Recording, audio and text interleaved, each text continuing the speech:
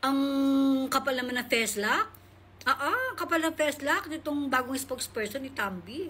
Pero pa itong pa-statement na mas mabuti pa rin tawagin na tambalos-los kaysa kawatan. Hello? Bago ka maglapag ng mga ganyang klase ng statement, siguraduhin mo munang naligo ka na. Diba? Para mukha kang fresh. Tingnan mo yung kumari ko. Kapag nasa press briefing, kapag may interview, lagi siya mukhang senadora. Dapat ganyan na itsura ng mga spokesperson, Day. Maligo ka. Bago ka bumanat para hindi ka mabanatan.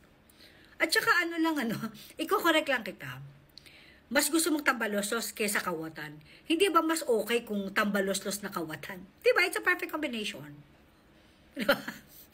Diba? Huwag ka nga umarte na akala mo naman, diba?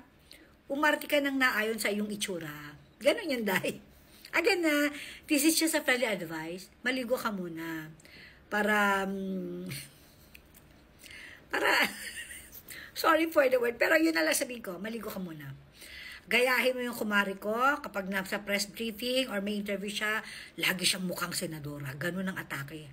Okay, ganun ang atake, Day. Maligo ka. Ay, te. Diyos ko. Si Queen Lumot naman. Naiyan naman sa'yo si Voldemort, te. Voldemort. Diyos ko. Kawing mga salitaan ng mga DDS talaga, no? To the highest level. Te, hiyang-hiya siya sa'yo, te. Hiya sa'yo asawa mo. Diyos ko. Ito.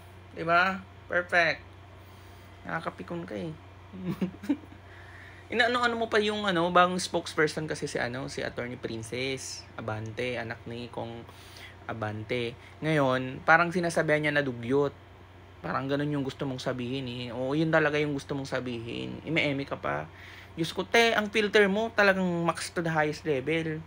Mukha ka ng lumot na paubos. Diyos ko, kinain ng pirana yan. Manalamin tayo, Bia. Pare-pares lang tayo dito. Malalala ka nga.